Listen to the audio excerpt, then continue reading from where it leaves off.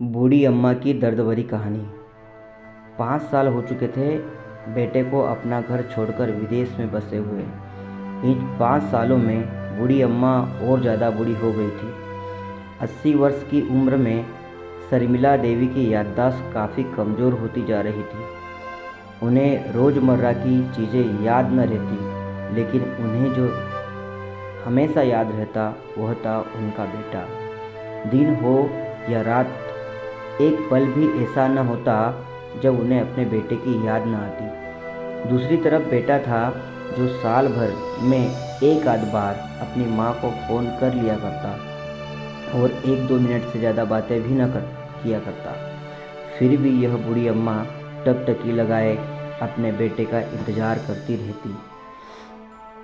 एक दिन बेटे का विदेश से फ़ोन आया। हेलो हेलो, सुन रही हो ना माँ? राहुल बोल रहा हूँ, तुम्हारा बेटा। कैसी हो माँ? मैं ठीक हूँ बेटा। तुम, बहू और मेरा पोता कैसा है? माँ ने पूछा। सब अच्छे हैं माँ।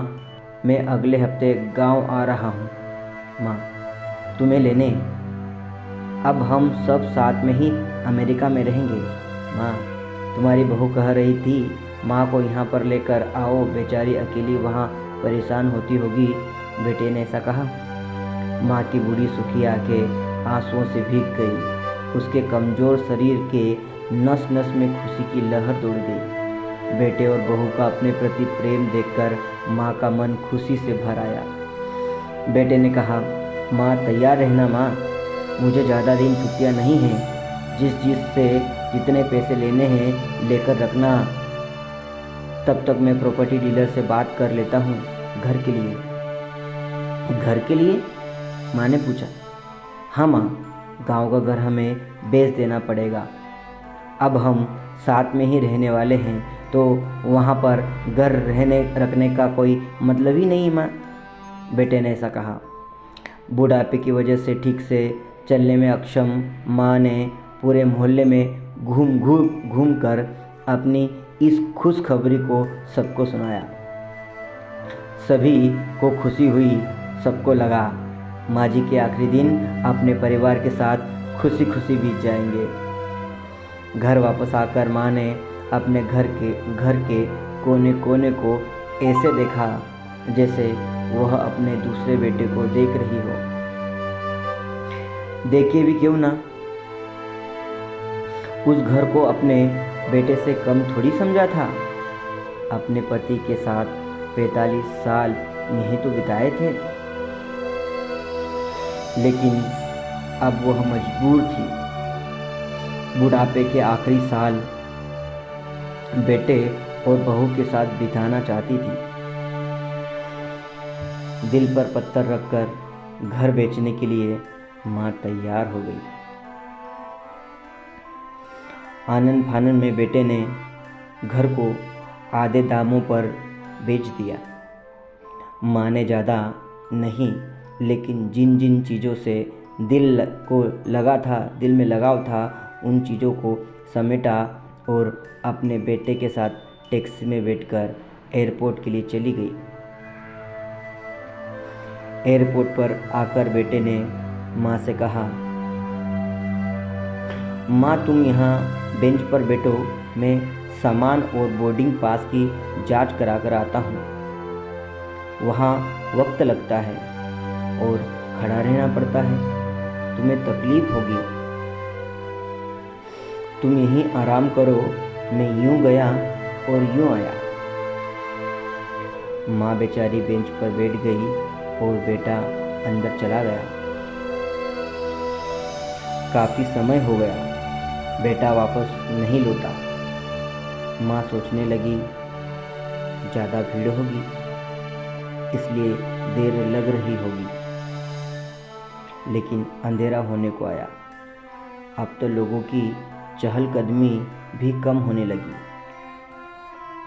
माँ को अब चिंता होने लगी। एक कर्मचारी ने आकर पूछा, किससे मिलना है माँ जी आपको? यहाँ पर क्यों बैठी है? डरती हुई आवाज़ में शर्मिला देवी बोली, मैं? मेरा बेटा अंदर सामान की जांच कराने गया है। अमेरिका जा रहे हैं हम। क्या नाम है माँ जी आपके बेटे का? कर्मचारी ने पूछा। शर्मिला देवी ने बताया, राहुल नाम है मेरे बेटे का। कर्मचारी अंदर गया और थोड़ी देर बाद लौटा। उसने शर्मिला देवी से कहा, माँ जी, अमेरिका जाने वाली फ्लाइट तो दोपहर में ही जा चुकी है और आपका बेटा भी उसी फ्लाइट में बैठकर अमेरिका जा चुका है। अब यहाँ आपके बैठने का कोई मतलब नहीं। आप भी अपने घर चली जाइए।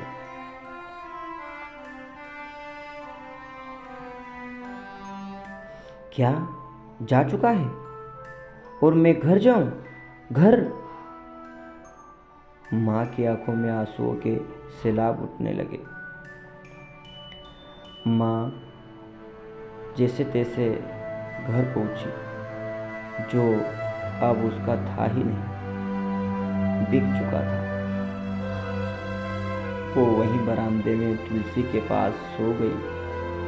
घर के नए मालिक को उस पर दया आई तो एक कमरा किराए से उसको दे दिया।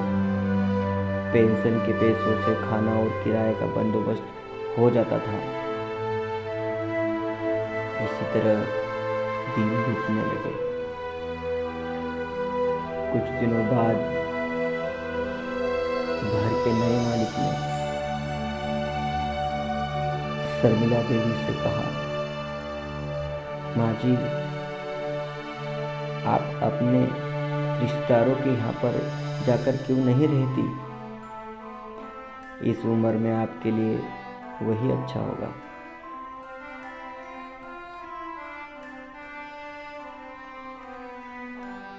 शर्मिला देवी ने कहा, अच्छा तो होगा, लेकिन अगर मेरा बेटा वापस आया तो उसका ख्याल कौन रखेगा? मेरा बेटा बहुत भोला है, उसे अपना ख्याल रखना बिल्कुल नहीं आता। मैं कहीं नहीं जाऊंगी, क्या पता कब उसे मेरी जरूरत पड़ जाए, माँ ने कहा।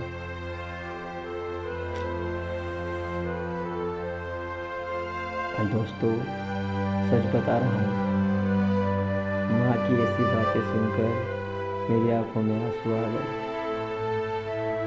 किसी ने सच ही कहा है, पूत कपूत हो सकता है, लेकिन माता कभी कुमाता नहीं है।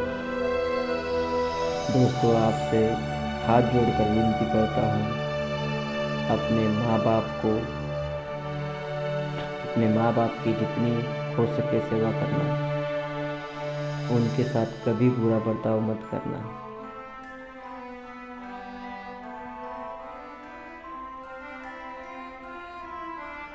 आपको ये हमारी कहानी कैसी लगी, कमेंट करके ज़रूर बताएं। धन्यवाद।